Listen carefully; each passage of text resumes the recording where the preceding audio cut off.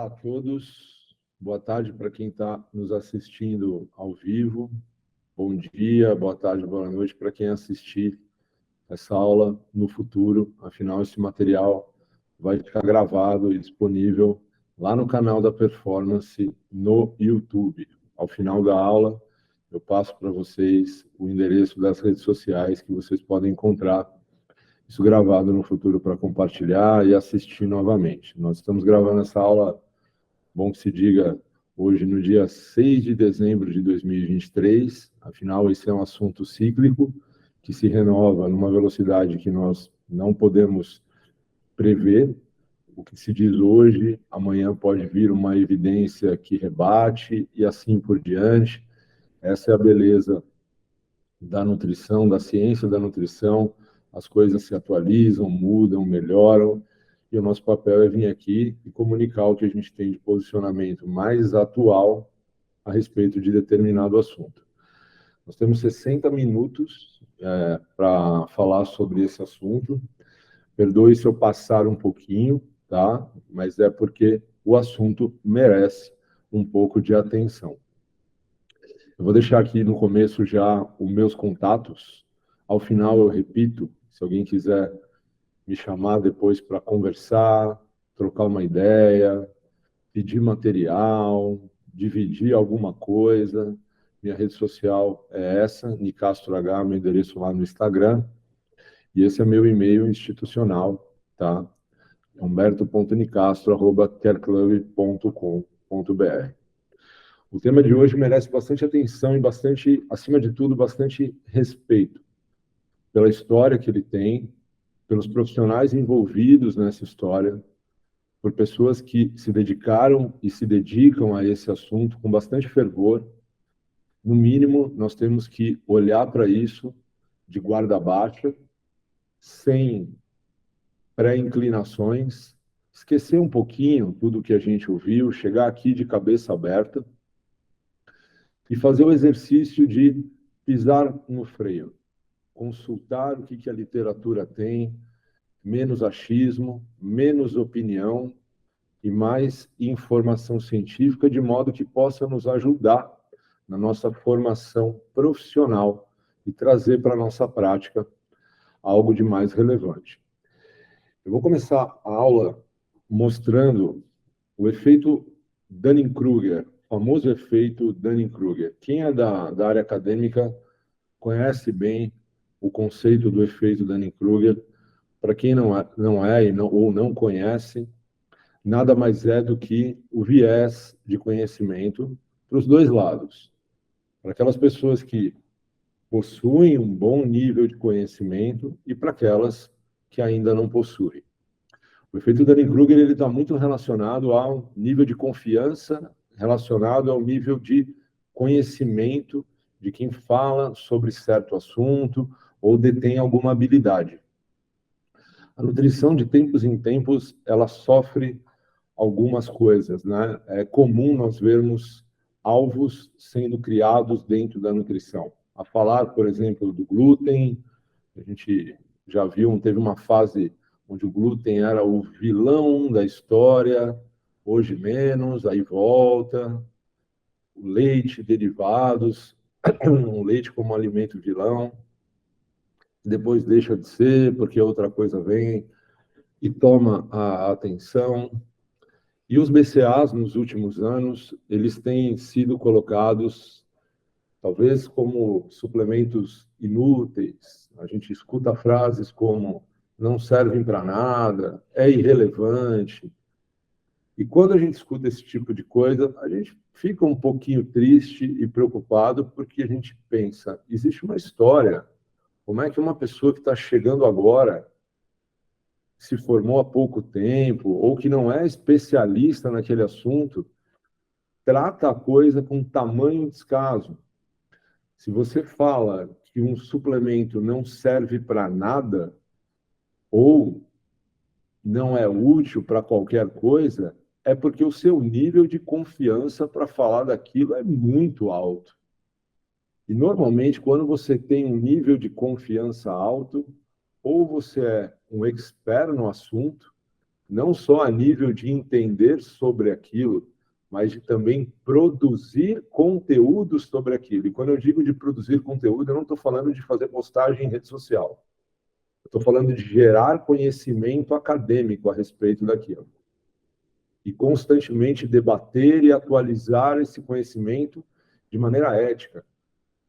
Ou o seu nível de confiança é alto, mas o seu nível de conhecimento é baixo. O que quer dizer que o pouco que você sabe, o pouco que você aprendeu, te faz pensar que você sabe muito daquilo, quando na verdade não. Isso é o viés de conhecimento. Quando nós ouvimos alguém falar que um suplemento não serve para nada, quem é essa pessoa? Porque o nível de confiança dela é alto. Ela é um pesquisador ou ela está do outro lado da curva? Porque normalmente as pessoas que têm um bom nível de conhecimento também sofrem o efeito Dunning-Kruger. Elas também acham que elas sabem pouco. Aquele famoso dizer, quanto mais estudo, mais eu vejo que eu nada sei. É isso aqui. É quando a gente se coloca nessa posição da curva. O que, de certa forma, é um pouco mais ético e um pouco mais conservador. Porque não agride ninguém, não falta com respeito com ninguém, e mostra um pouco de humildade, a ponto de colocar você como uma pessoa que, por mais que saiba muito, ainda precisa estudar bastante, porque o conhecimento se renova. No Brasil, a gente tem uma diretriz produzida pela Sociedade Brasileira de Medicina do Esporte, que, de certa forma, favorece esse tipo de discurso de não serve, não é útil, porque essa diretriz publicada no ano de 2003, na Revista Brasileira de Medicina do Esporte, ou seja, é um posicionamento, é um consenso, diz que BCAA são classificados como conduta E. Isso em 2003, repito, no ano de 2003. BCAAs são classificados como grau de evidência número E, letra E, perdão. Nunca usar, não recomendado por unanimidade. A pergunta é, quem é a unanimidade? A unanimidade são as pessoas que participaram dessa diretriz. Todos eles escreveram sobre BCA? Claro que não. São experts no assunto, especialistas, produzem conhecimento científico à época? Não. Varreram a literatura e criaram o seu posicionamento.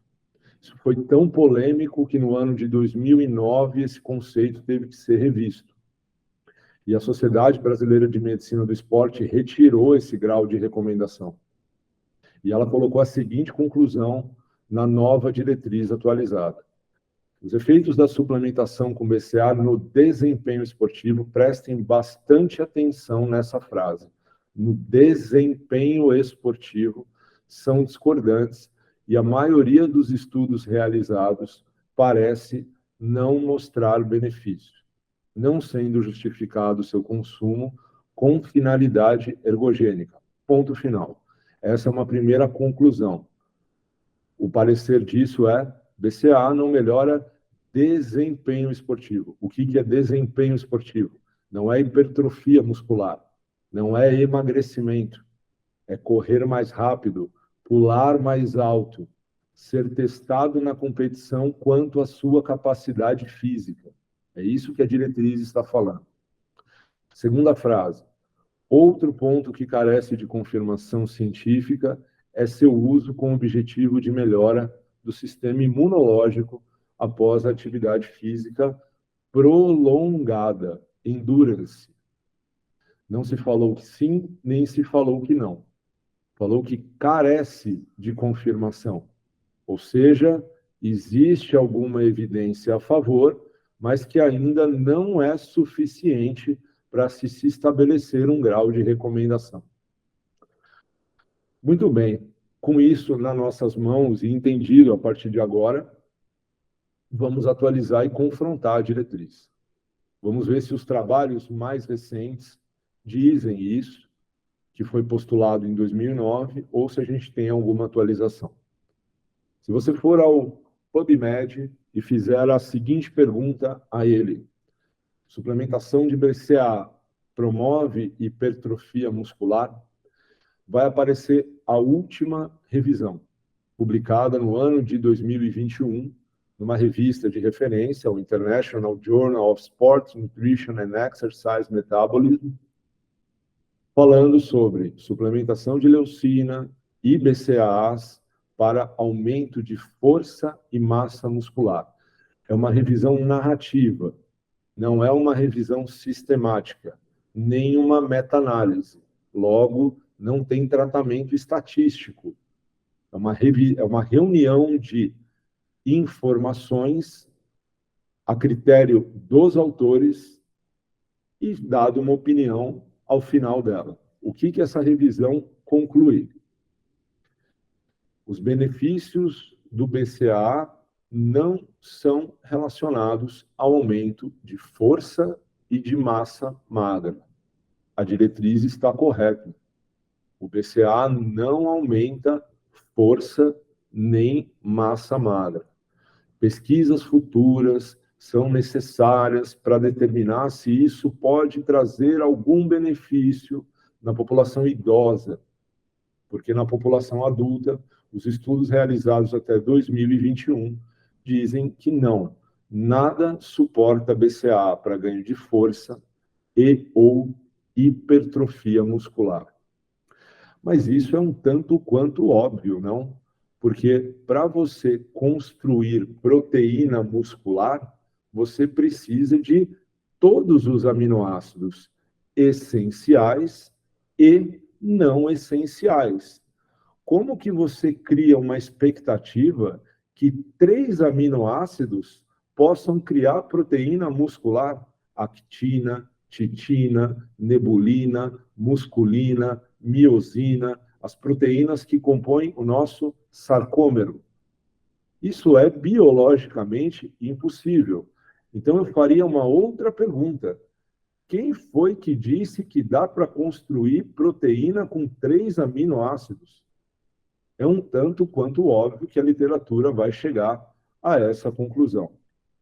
Se você for ao PubMed e perguntar suplementação de BCAA melhora desempenho esportivo, faz correr mais rápido, pular mais alto, fazer mais força no momento da competição, a conclusão publicada na última revisão sistemática, aí sim, com critérios de inclusão na Nutrients, é que a presente revisão sistemática destaca o fato que a suplementação de BCAA parece não ter efeito significativo na performance. Perfeito. Então, a diretriz também está correta quando o assunto é efeito ergogênico. Muitos trazem esse raciocínio não para o BCAA, mas para um dos BCAAs que ganha grande atenção, grande destaque, que é a leucina. Mas, se é difícil construir uma proteína com 3 aminoácidos, quem dirá com um aminoácido? Como que eu vou, fazendo uma analogia muito simplista, como que eu vou levantar um muro de tijolos com um tijolo?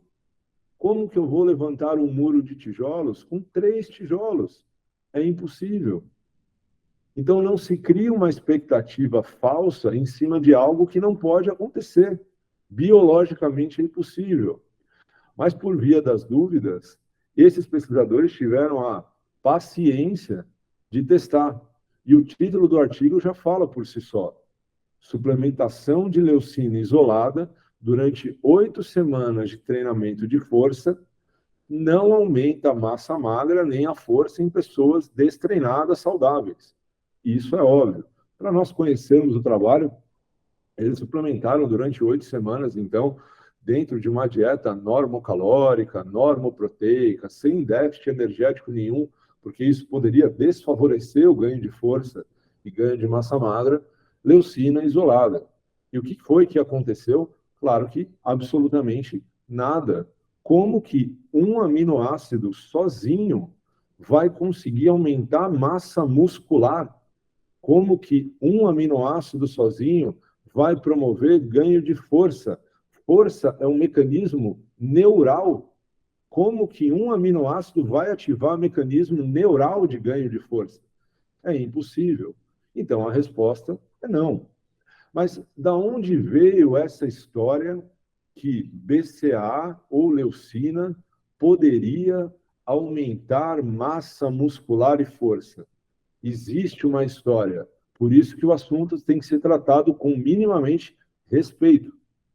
Um grupo da França, muito produtivo, coordenado pelo professor Dominique Dardevet, o qual eu tive a oportunidade de publicar junto já, um grupo especialista em aminoácidos, lá atrás publicou um estudo com idosos, mostrando um estudo agudo, sem exercício nenhum, mostrando que idosos, quando suplementados com leucina, dentro de uma mistura com proteína ou uma mistura de proteína sem leucina, é o que vocês estão vendo na tela aqui, grupo controle, existia proteína sem BCAA, o grupo leucina, proteína com BCAA, eles verificavam que tirar o BCAA ou a leucina da mistura proteica fazia falta. E se você adicionasse BCAA nessa mistura proteica, não é a hipertrofia muscular, a síntese proteica muscular, não é tamanho, é incorporação de aminoácidos dentro do músculo, aumentava. Então, em nenhum momento aqui foi citado força ou hipertrofia. Agora, se quem leu esse trabalho, ou as pessoas que leram, viram síntese proteica e entenderam hipertrofia muscular e saíram propagando essa informação, a culpa não é do suplemento nem do estudo. A culpa é de quem divulgou isso de maneira errada. Essa informação foi posteriormente testada de novo. E lá no ano de 2009, surgiu o primeiro trabalho crônico com suplementação de leucina em humanos. Olha o exercício que nós estamos fazendo, deixando de lado um pouquinho a opinião e entendendo um pouquinho a história acadêmica por trás desse monte de falácia.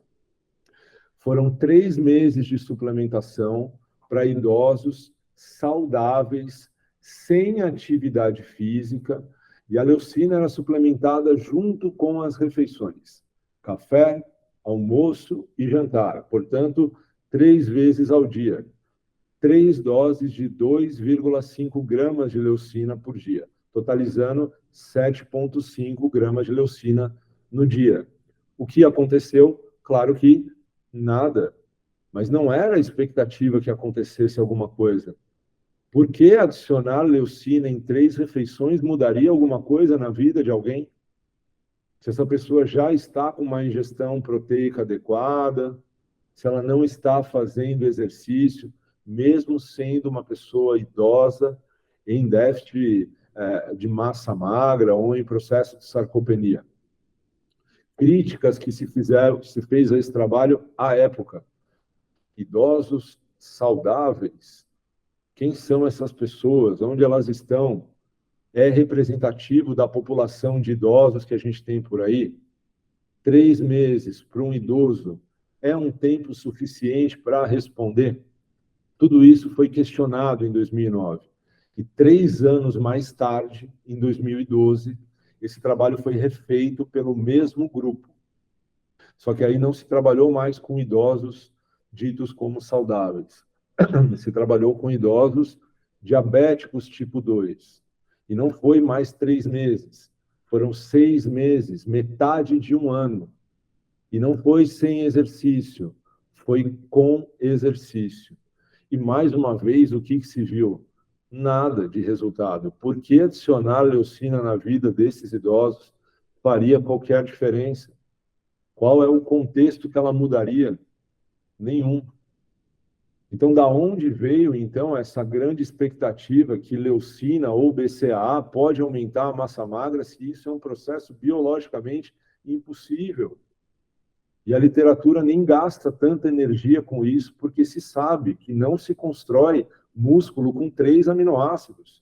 Não se constrói músculo com um aminoácido. Perfeito. Pior do que isso, chegou-se à conclusão que se você ficar consumindo leucina isolada por muito tempo, você pode causar um desbalanço na sua aminoacidemia.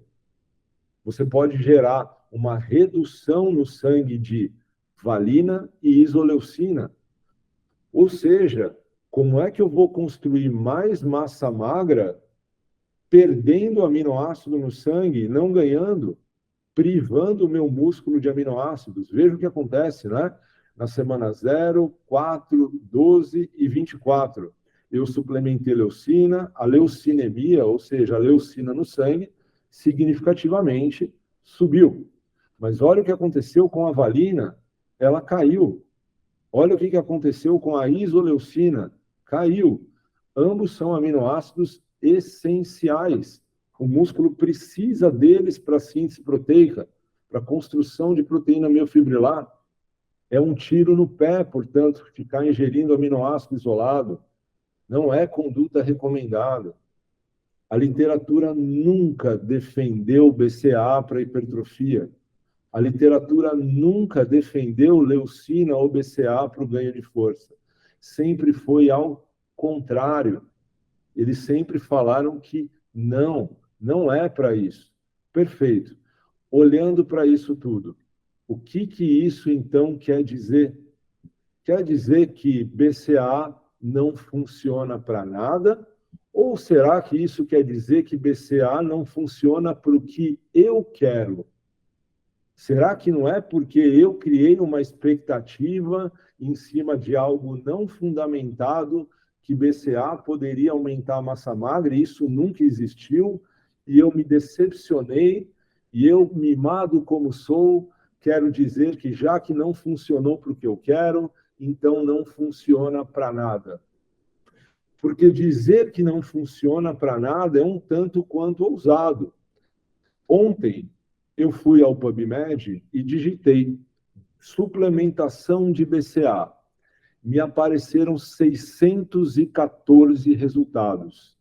62 páginas de evidência científica. Claro que nem tudo serve para aquilo que eu estou buscando. Não são evidências todas tão robustas ou dignas de publicação em revistas de grande peso, mas é um número considerável. Se a gente cortar isso pela metade, são pelo menos 307 artigos.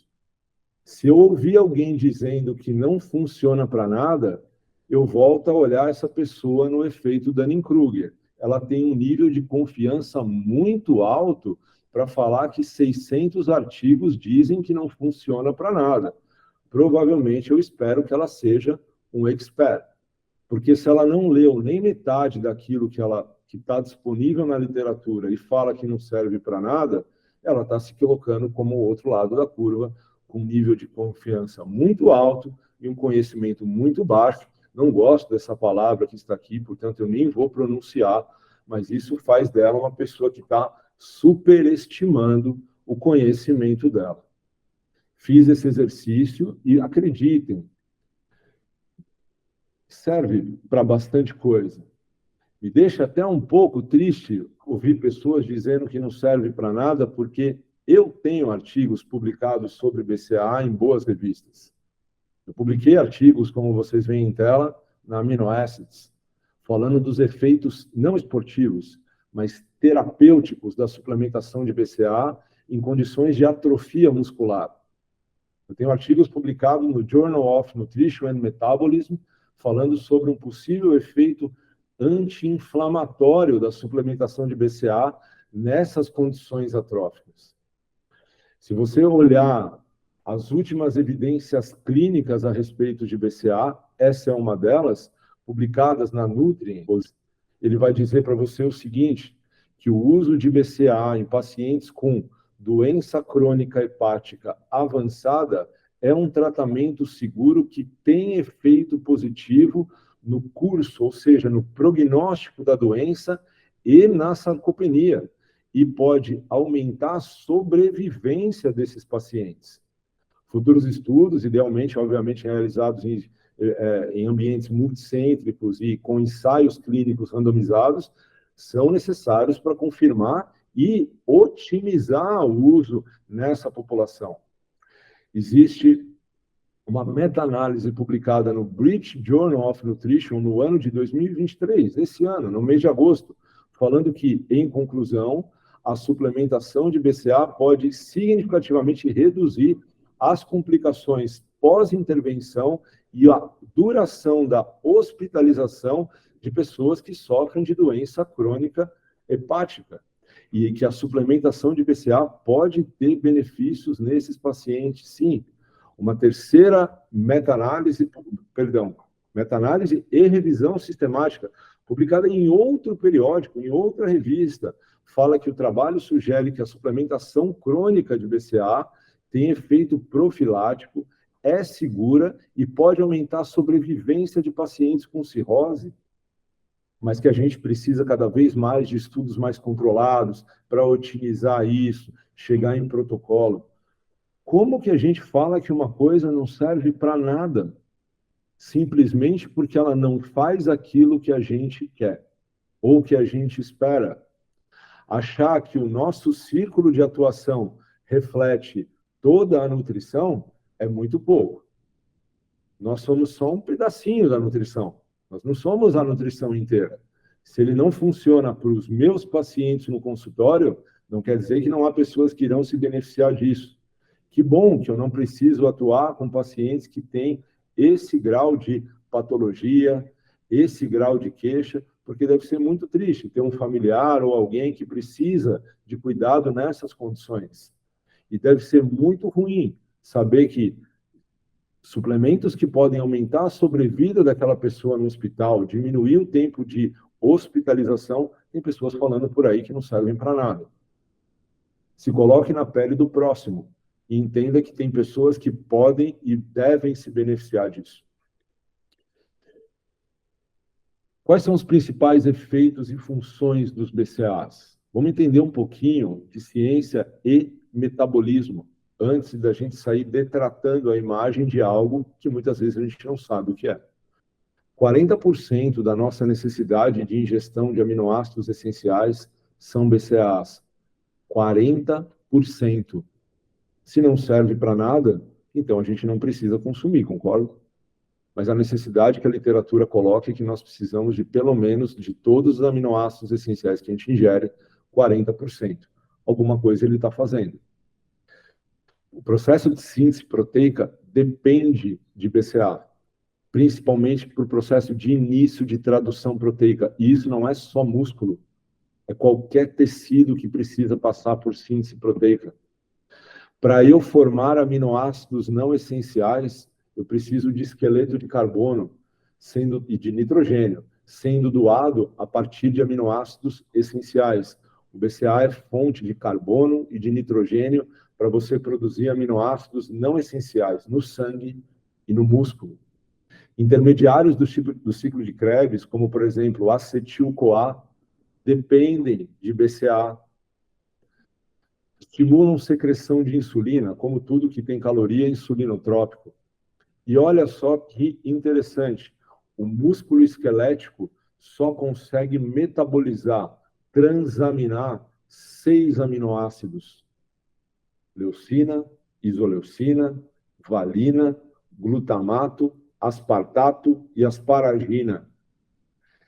3 dos 6 aminoácidos que o músculo metaboliza são BCAAs. O músculo tem uma afinidade enorme pelos BCAAs, mas não é para fazer o que você quer, é para fazer o que ele foi feito para fazer, que não é aumentar a massa magra, não é aumentar a força, é outra coisa. Vamos rever um pouquinho o metabolismo dos BCAAs. Se você ingerir BCAAs, claro que alguma coisa vai ficar retida aqui no seu enterócito. As células intestinais, os enterócitos, usam BCAAs para renovação celular. E mais do que isso, bactérias intestinais usam BCA para produzir os seus respectivos metabólitos. Ou seja, BCA é fonte de energia para algumas bactérias no intestino. Esses aminoácidos, depois que eles passam pelo intestino, eles atingem a circulação enterohepática. Eles chegam lá no fígado. E no fígado, as transaminases, ou seja, as enzimas que tiram nitrogênio dos BCAAs, elas são pouco ativas. Então, os BCAAs, eles passam pelo fígado quase que despercebidos na primeira passagem. O BCA ele não exige do fígado o processo de transaminação.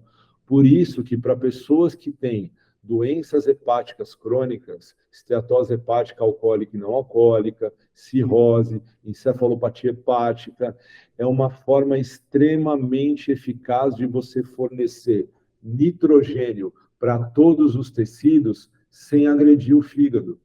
Por isso que o tempo de hospitalização melhora, por isso que a sobrevivência, a sobrevida daqueles pacientes é um pouco maior.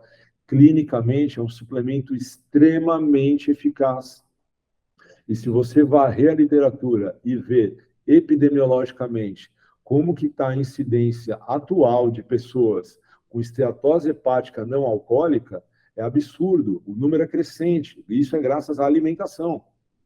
E você vai ficar ofertando whey protein, proteína, que exige transaminação de outros aminoácidos para um fígado inflamado? Será que não é mais interessante você pular essa etapa do fígado e fornecer nitrogênio através dos BCAAs que não agridem o tecido hepático? Vários tecidos têm a capacidade de transaminar BCA, por exemplo, o cérebro, o adiposo e o coração. Mas claro que por ordem de grandeza e até por disponibilidade de transaminases, é o músculo que acaba captando esses aminoácidos. Os outros também fazem isso, mas o músculo esquelético, por aumento da atividade de transaminases, é o que acaba fazendo isso. Uma vez que o BCA chega no fígado, eu vou fazer uma analogia dele com a creatina. Qual que é a função da creatina no músculo esquelético? Carregar fosfato para o músculo. A creatina livre, sem fosfato, ela não tem valor nenhum.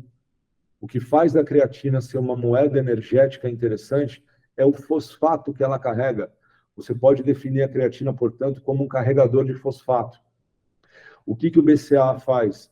O BCA carrega nitrogênio para os tecidos, com a vantagem de ele não é processado na primeira passagem hepática, ou seja, ele consegue entregar bastante nitrogênio para os tecidos periféricos. E uma vez que você entrega bastante nitrogênio aqui, qual é a função do nitrogênio no músculo esquelético? Construir ou reparar tecido, tratar o processo de lesão, dano, acelerar recuperação muscular. Muito bem. Mas isso é evidenciado na literatura, Nicasso. Vamos ver? Nós temos vários trabalhos que mostram isso. Não tenho tempo para falar de todos. Vou selecionar alguns aqui para mostrar para vocês. Esse é um modelo de dano muscular. Dano muscular não é lesão, tá? Dano muscular são microtraumas induzidos pelo exercício, que causam dor. E normalmente no consultório, na prática clínica, a gente mensura dano muscular com marcadores bioquímicos sanguíneos, creatina quinase, lactato desidrogenase ou mioglobina. Esse é um modelo de treinamento feito para induzir dano muscular. Ninguém treina dessa maneira que vocês estão vendo, tá? É um modelo criado para induzir dano muscular. São 100 saltos em profundidade de 60 centímetros. Imagina uma plataforma, a pessoa sobe e pula, volta e pula, volta e pula, 100 vezes, tá? Ela sai dali, vai para a máquina de leg press e ela faz 6 séries de 10 com foco na contração excêntrica. É tudo para induzir dano muscular. Foi-se aplicado um protocolo de suplementação de leucina nessas condições. Poderia ser BCA? Poderia. Existe padrão para isso? Não, não existe padrão. Cada estudo trata o protocolo de uma maneira diferente. Como que a gente faz, então, para a gente usar isso na prática? Veja um protocolo de algum estudo que se aproxima daquela realidade do teu atleta ou do teu paciente e use, faça igual. A literatura é para isso, para que a gente veja informação e traga para a nossa prática clínica. Ele deu leucina em vários momentos, antes, durante, imediatamente após, ou e na manhã seguinte ao exercício. a gente vai ver mais trabalho que fez diferente e teve o mesmo resultado. O que a gente chega à conclusão, quando a gente olha esses trabalhos todos juntos, é que a suplementação de BCAA ela tem que estar próxima ao exercício. Ou antes, ou durante, ou depois, ou antes e depois, tá? Ou só depois. Normalmente, os trabalhos concentram próximo da sessão de exercício. Qual que é a ideia disso? Veja a figura anterior. Entregar nitrogênio o mais rápido possível para o músculo, de modo a reparar o tecido. Qual foi o resultado desse trabalho? Grupo leucina, grupo placebo. Grupo placebo, marcador CK, creatina quinase. Dano muscular. Antes do exercício, todo mundo igual. 24 horas depois, 48, 72 e 96.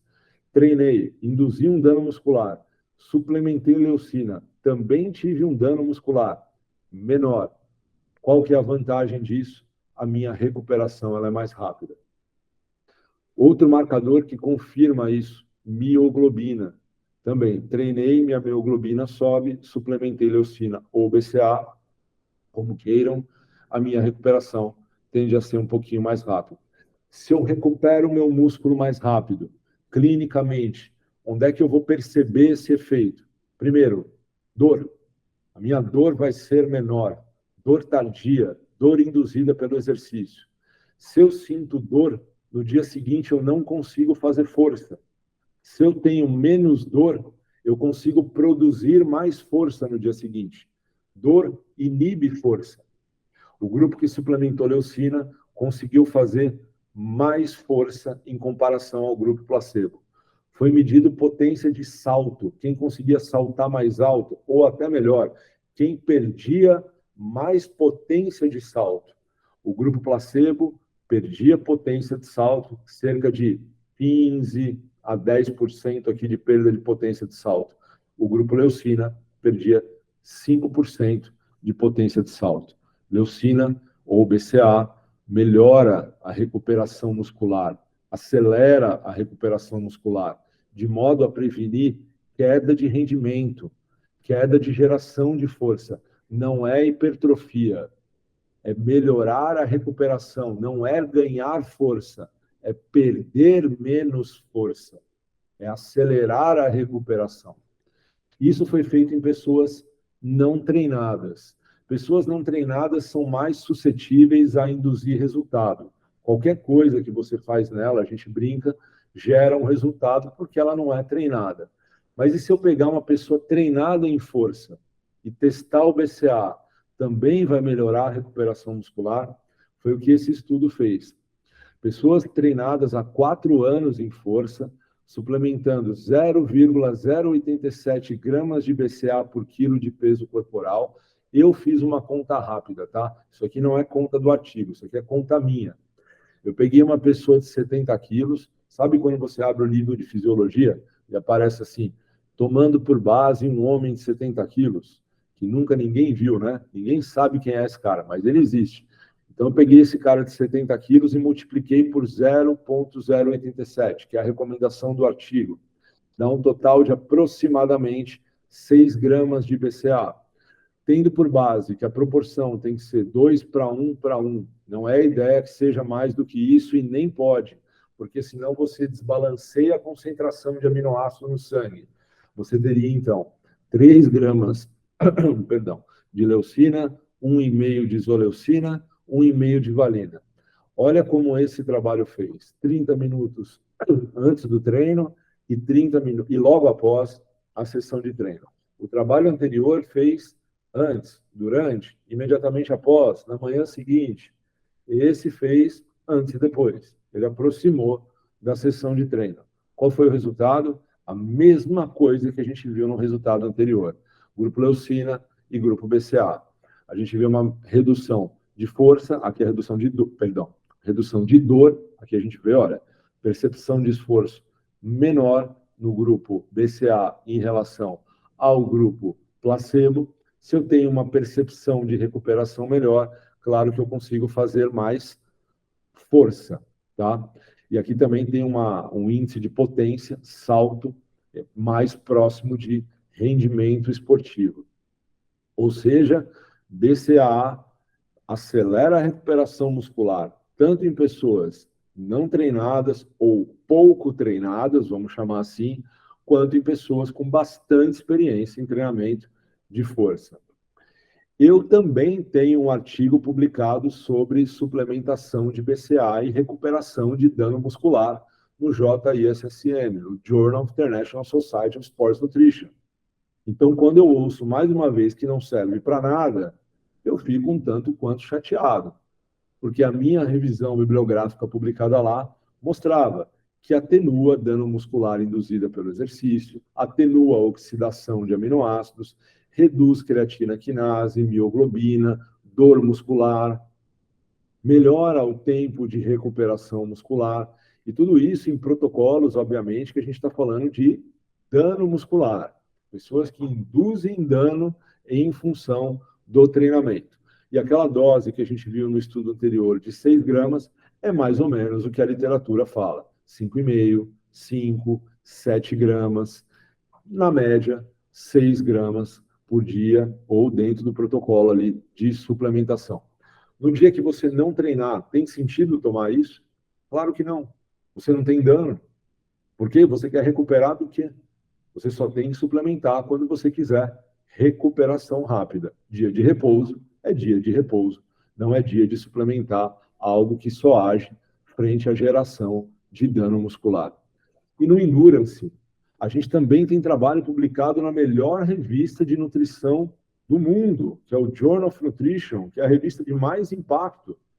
A gente tem uma evidência publicada que a suplementação de BCAA pode melhorar a recuperação muscular após o exercício prolongado. Olha o que foi feito. São maratonistas com uma média de 26 anos de idade, fizeram 2 dias de adaptação. No primeiro dia eles correram 10. Quem já correu meia maratona ou maratona sabe que isso que está sendo escrito aqui é a semana de prova. 2 dias antes da prova se faz um treino regenerativo, 1 dia antes da prova se faz um trote, tá? Apenas para estimular o músculo e tirar um pouco ali do componente de ansiedade que antecede a prova. 2 dias de adaptação, no primeiro dia correram 10K, no segundo, que é o antes da prova, correram 5K, e aí, nesses 2 dias de adaptação, eles fizeram uma dieta de carregamento, um carb load de 8 gramas de carboidrato por quilo de peso, e para caber esse tanto de carboidrato, você precisa diminuir proteína para ter conforto e menos saciedade. 1,4 gramas de proteína por quilo de peso. O terceiro dia foi o dia da prova, foi praticamente uma meia maratona, são 20 quilômetros que eles correram. Eles subiram um pouquinho o carboidrato na intenção de acelerar a recuperação de glicogênio muscular, e esses 9 gramas de carboidrato eles combinaram ou com 0,8 gramas de proteína por quilo de peso, e Castro, isso é muito pouco, concordo, mas a ideia desse trabalho não era só testar 0,8, é bater na DRI, a DRI, a famosa recomendação dietética de proteína, que fala até hoje em 0,8, ano de 2023 que nós estamos. Então, é suficiente comer 0,8 gramas de proteína, como a DRI recomenda? Claro que não, ele já sabia disso, mas a ideia dele era bater de frente com ela. Segunda intervenção era combinar os 9 gramas de carboidrato por quilo de peso com 1,75 gramas de proteína por quilo. A terceira situação era os 0,8 gramas por quilo de peso com BCA ou o 0,8 com todos os aminoácidos essenciais. Em outras palavras, além de bater na DRI e testar um nível proteico a ser consumido pós-esforço de longa duração, a ideia também é mostrar que, será que BCAAs e aminoácidos essenciais, depois de um estímulo como esse, não pode ajudar na recuperação quando eu tiver uma dieta pobre em proteína? Se eu tiver dificuldade de bater a minha proteína do dia, será que se eu complementar com BCAA ou aminoácidos essenciais, eu não posso acelerar esse processo de recuperação ou diminuir a oxidação proteica frente a um estímulo de longa duração? E o que eles mostraram, atenção no painel C aqui, foi exatamente isso. Essa é a dieta de base, tá? Onde as pessoas comiam 1,75 gramas de... 0,8 gramas de proteína por quilo de peso. Então, vocês veem aqui que a oxidação proteica ou perda de proteína muscular é maior. quando elas aumentavam a proteína da dieta para 1,75, elas claramente diminuíam a oxidação. Então, a primeira coisa que tem que ser dita é: tem que se aumentar o consumo de proteína depois de um exercício de longa duração para favorecer recuperação muscular e diminuir a perda de proteínas musculares. Mas se você não conseguir aumentar para o que você precisa e você suplementar BCAA ou aminoácidos, você consegue também diminuir a oxidação. Então, o BCAA para o exercício de endurance, no exercício de força, a gente viu que diminui dano muscular, diminui dor e, consequentemente, você faz mais força. No exercício de endurance, diminui o catabolismo proteico muscular depois de uma sessão de longa duração. Essa semana, o Stuart Phillips fez uma publicação no Instagram dele. Quem não conhece o Stuart Phillips, fique realmente preocupado, porque ele é o maior produtor de conteúdo de nutrição esportiva da nossa geração, quebrando paradigmas e gerando conhecimento a todo momento. E, curiosamente, é um cara que não tem tantos seguidores assim no Instagram. Acredito eu que ele não tem tempo na rede social, porque ele precisa trabalhar.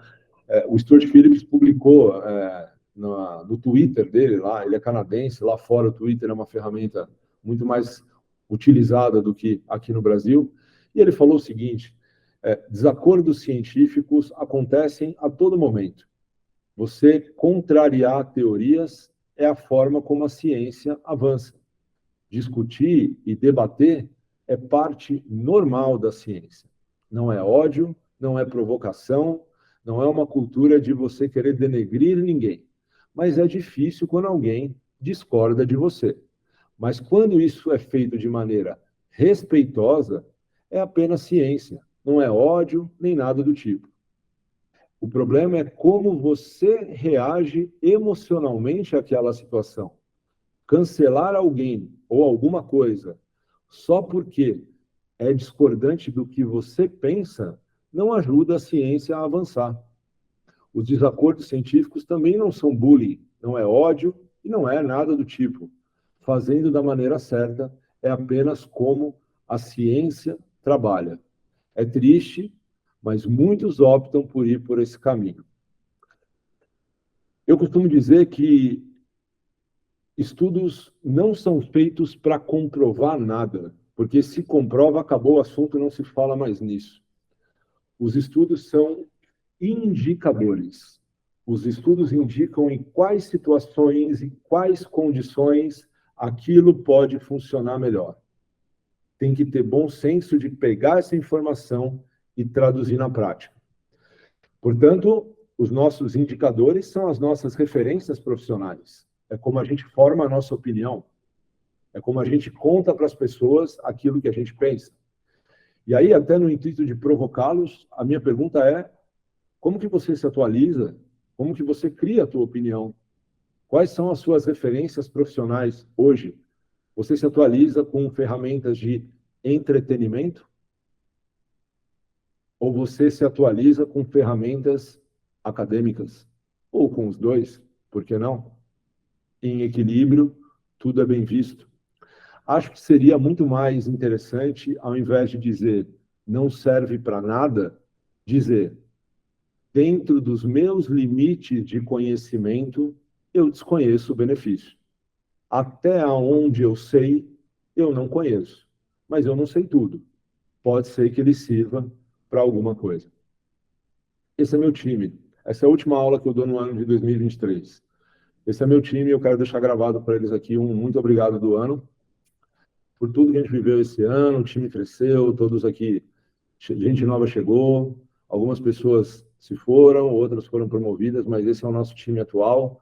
Esse é o time que me ajuda a estudar, que me ajuda a trabalhar, que me ajuda a sobreviver dentro da nutrição aí todos os dias. Então, meu muito obrigado a todos eles.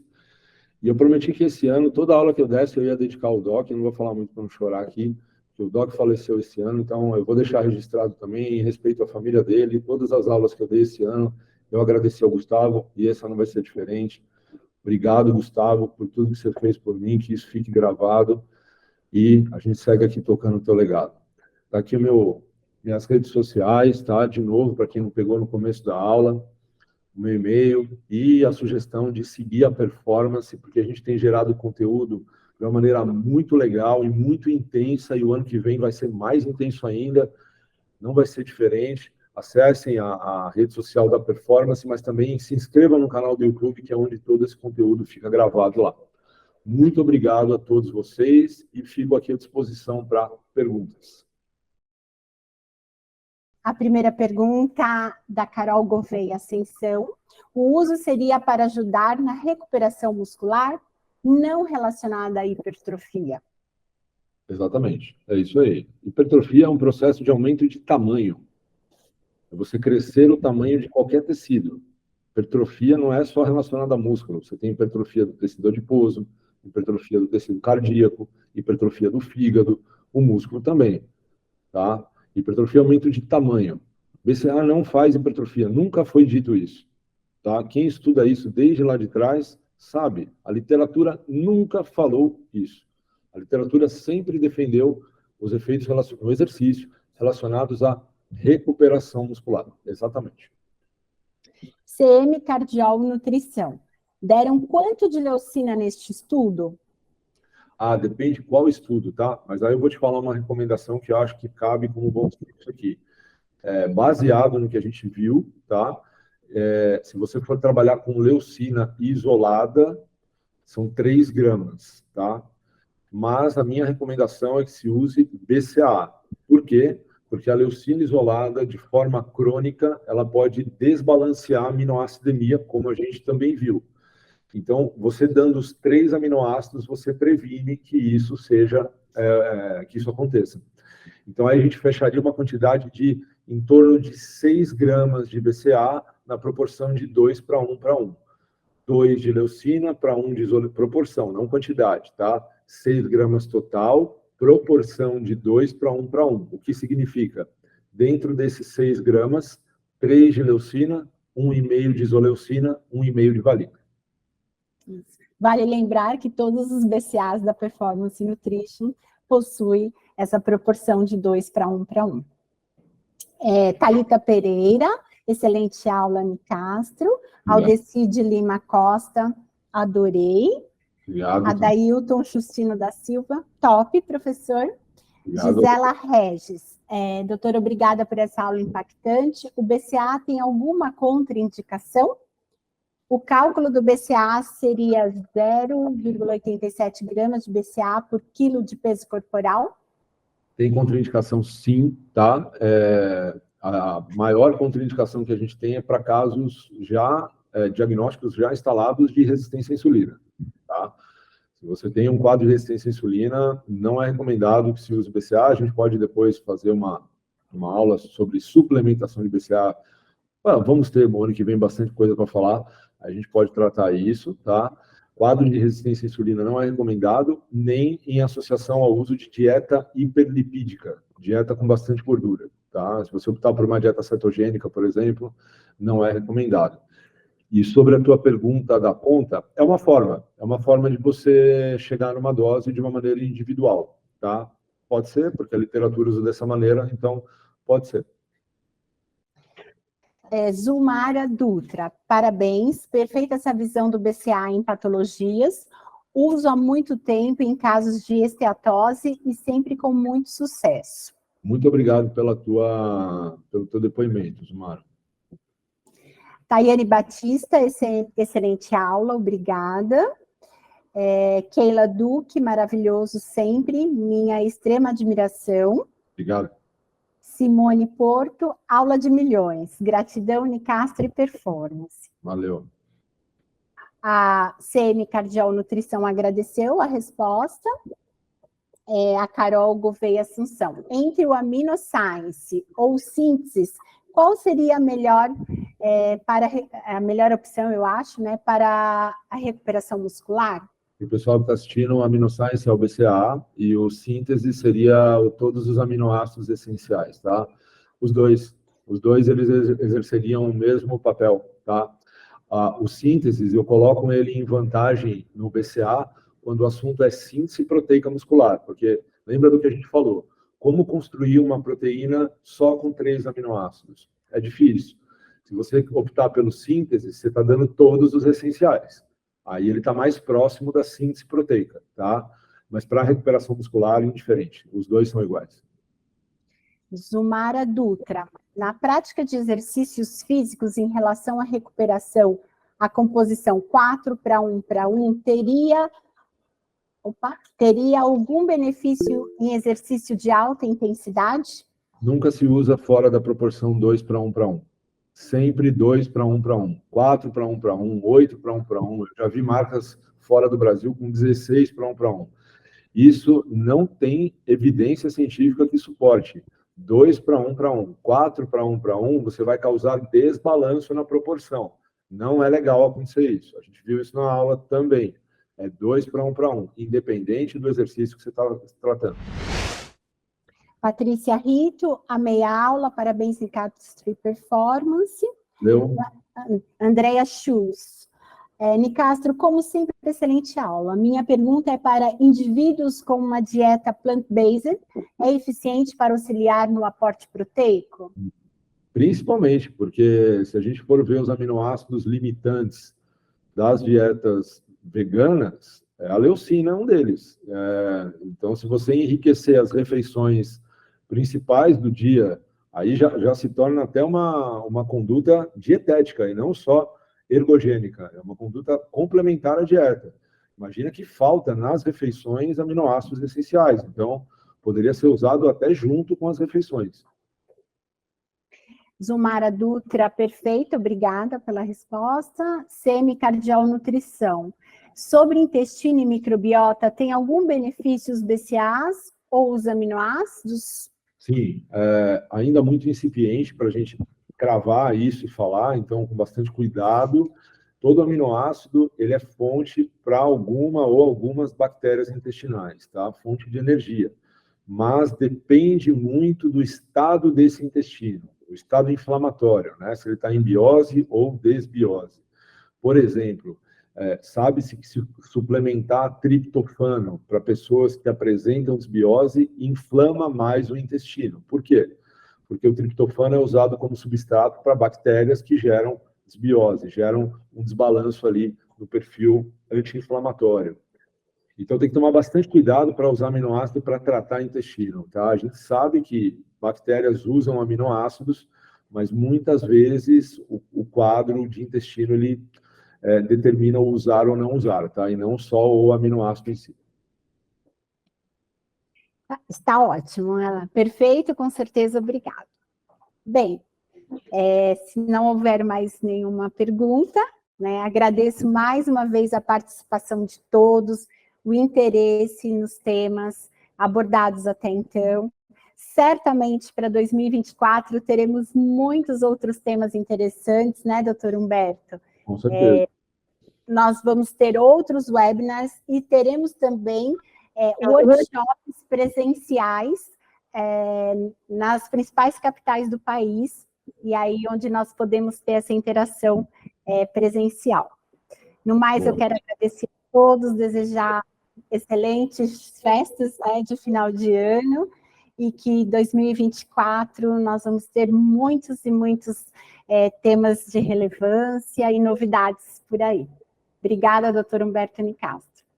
Valeu, pessoal. Nos vemos no ano que vem, então, com a performance. Boas festas para vocês. Fiquem com Deus. Valeu.